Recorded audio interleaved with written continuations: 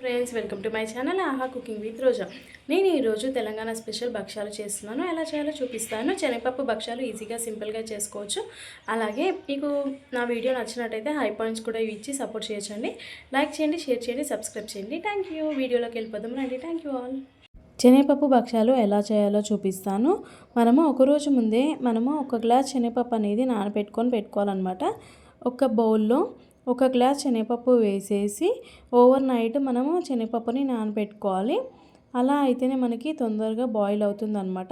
శనగపప్పు ఒక బౌల్లో వేసేసి మొత్తం మునిగేంత వరకు వాటర్ అనేది వేసేసి క్లోజ్ చేసేసి పెట్టేసేయాలన్నమాట. మార్నింగ్ లేచి ఈ వాటర్ అన్నీ వంపేసిన తర్వాత శనగపప్పును మాత్రమే కుక్కర్లో వేసేసేయాలి. విజర్ కుక్కర్లో వేసేసి శనగపప్పు మునిగేంత వరకు ఇంకా కొంచెం ఎక్కువనే వాటర్ అనేది వేసేసి ఒక 7 నుంచి 8 విజిల్స్ వచ్చే వరకు శనగపప్పును అయితే ఉడకబెట్టుకోవాలి. ఈ విధంగా ఉడుకుతుందన్నమాట. ఉడికిన తర్వాత ఈ శనగపప్పుని స్ట్రైనర్లో వేసేసి వాటర్ అన్నీ వెళ్ళిన తర్వాత చూస్తున్నారా, ఈ విధంగా స్ట్రైనర్లో వేసేసి వాటర్ అన్నీ వెళ్ళిపోవాలన్నమాట. పప్పు కూడా చక్కగా ఉడికిపోయింది చూస్తున్నారా. ఇప్పుడు వాటర్ వెళ్ళిన తర్వాత ఈ శనగపప్పుని మిక్సీ జార్లో వేసుకొని ఒక 2 టైమ్స్ గ్రైండ్ చేసేసుకోవాలి. గ్రైండ్ చేసేసుకుంటే మనకి ఈ మిశ్రమం ఈ విధంగా రెడీ అవుతుందన్నమాట. అలాగే ఒక గ్లాస్ శనగపప్పుకి ఒక బౌల్ బెల్లం అయితే తీసుకున్నాను. స్టవ్ వెలిగించి ప్యాన్ అనేది పెట్టాను. ఇక్కడ ఒక 2 స్పూన్స్ గీ అయితే యాడ్ చేసేసాను. గీ యాడ్ చేసిన తర్వాత ఇక్కడ శనగపప్పు గ్రైండ్ చేసాం కదా, అది ఇక్కడ యాడ్ చేసేసుకొని ఒక 5 మినిట్స్ వరకు దీన్ని మిక్స్ చేస్తూ ఉండాలి. పచ్చి వాసన అనేది ఉండకుండా చూసుకోవాలి. ఈ విధంగా చేస్తున్న కొద్దీ మనకి స్మెల్ అనేది పోతుంది.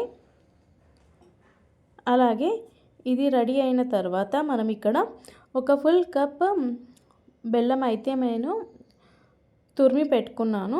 ఆ బెల్లాన్ని కూడా ఇక్కడ యాడ్ చేసేసుకోవాలి. బొబ్బట్లోకి కొంచెం బెల్లం ఎక్కువగానే ఉంటే బాగుంటుంది, తీయ తీయగా బాగుంటాయి. నెయ్యి కూడా యాడ్ చేస్తున్నాం కాబట్టి మనకి ఈ టేస్ట్ అనేది చాలా బాగా వస్తుందన్నమాట. బెల్లం మెల్ట్ అయ్యే కొద్దీ మనకి పప్పు టెక్స్చర్ అనేది మారుతూ ఉంటుందన్నమాట. సిమ్లో పెట్టుకొని ఇది పూర్ణం అనేది రెడీ చేసేసుకోవాలి. హై ఫ్లేమ్లో అయితే పెట్టకూడదు. అలాగే ఇక్కడ ఒక స్పూన్ నెయ్యి అయితే యాడ్ చేసేసుకొని మిక్స్ చేస్తూ ఉండాలి. ఎక్కడికి వెళ్ళొద్దు, ఇక్కడే ఉండి పూర్ణం అనేది రెడీ చేసుకోవాలి. చూస్తున్నారా, టెక్స్చర్ అనేది ఈ విధంగా వస్తుంది. ప్యాన్కి కూడా ఎక్కడ అంటుకోకుండా అయితే ఉంటుందన్నమాట పూర్ణము. అలా అయితేనే భక్షాలు బాగా వస్తాయి. ఇప్పుడు పూరిపిండి రెడీ చేసుకునే విధానం. ఇక్కడ ఒక బౌల్లో పూరిపిండి అయితే తీసుకున్నాను. కొద్దిగా సాల్ట్ వేసేసి మిక్స్ చేసి పెట్టేసుకోవాలి. సేమ్ చపాతీ పిండి కంటే ఇంకా కొంచెం మెత్తగా అయితే తట్టుకోవాలన్నమాట. కొద్దిగా ఆయిల్ కూడా వేసేసి మిక్స్ చేసేసి ఒక 15 to 30 మినిట్స్ వరకు నానబెట్టుకుంటే ఇది చక్కగా నానుతుందన్నమాట. ఇది నానిన తర్వాత తడిపి పక్కన పెట్టేసుకోవాలి. తర్వాత చిన్న చిన్న బాల్స్లా చేసేసుకొని ఈ పూర్ణాన్ని ఫిల్ చేసుకొని పెట్టుకోవాలన్నమాట. ఇలా ప్రెస్ చేసిన తర్వాత దీని మధ్యలో పూర్ణం పెట్టేసుకోవాలి. ఇప్పటిదాకా పూర్ణం రెడీ చేసాం కదా, ఆ పూర్ణమే ఇది. ఇక్కడ రెడీ చేసేసుకొని దీన్ని ఇలా సైడ్స్ అనేటివి ఫోల్డ్ చేసేయాలి. మంచిగా ఫోల్డ్ చేస్తే బయటికి అనేది రాకుండా ఉంటుందన్నమాట. ఇలా చేసిన తర్వాత ఇట్లా రౌండ్గా చేసేసుకొని రెడీగా పెట్టేసుకోవాలి. ఇవి ఏ విధంగా ప్రెస్ చేయాలో కూడా చూపిస్తాను. మనకి చపాతీ పీట పైన ఒక ప్లాస్టిక్ కవర్, కొంచెం గట్టి కవరే తీసేసుకొని దానికి ఆయిల్ అనేది అప్లై చేసిన తర్వాత ఈ పూర్ణం పెట్టిన ముద్ద ఉంది కదా, దాన్ని ఇక్కడ ఈవెన్గా స్ప్రెడ్ చేస్తూ ఉండాలి. స్ప్రెడ్ చేసినప్పుడు పూర్ణం అనేది ఈక్వల్గా వెళ్తుందన్నమాట. అప్పుడు మనకి భక్షాలు చాలా టేస్టీగా ఉంటాయి.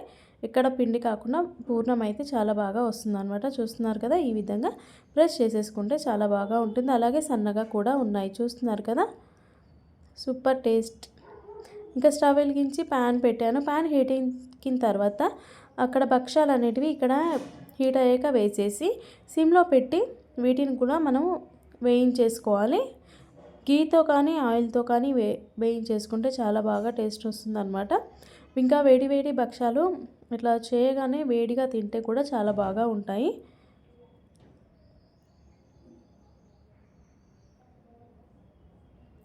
అలాగే ఈ విధంగా భక్షాలన్నీ మనము రెడీ చేసేసుకొని పెట్టేసుకోవాలన్నమాట.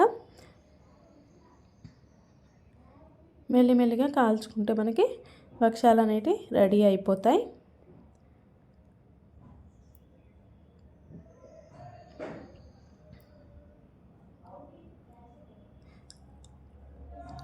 చూస్తున్నారు కదా, సూపర్గా ఉన్నాయి కదా. మరి మీరు కూడా ట్రై చేసి కామెంట్ బాక్స్లో చెప్పేసేయండి ఎలా వచ్చిందో. హైప్ కూడా ఇచ్చేసేయండి. భక్షాలు రెడీ అయ్యాయి. ఒక ప్లేట్లోకి తీసుకొని సర్వ్ చేసుకుంటే రెడీ అయిపోతాయండి. థ్యాంక్ యూ అండి వాచ్ చేసినందుకు నా వీడియో. అలాగే ఇక మీదట మంచి మంచి కొత్త రెసిపీతో మీ ముందు ఉంటాను. అంతవరకు నేను మీ Roja. Thank you all. Like, share, subscribe my channel. Thank you all.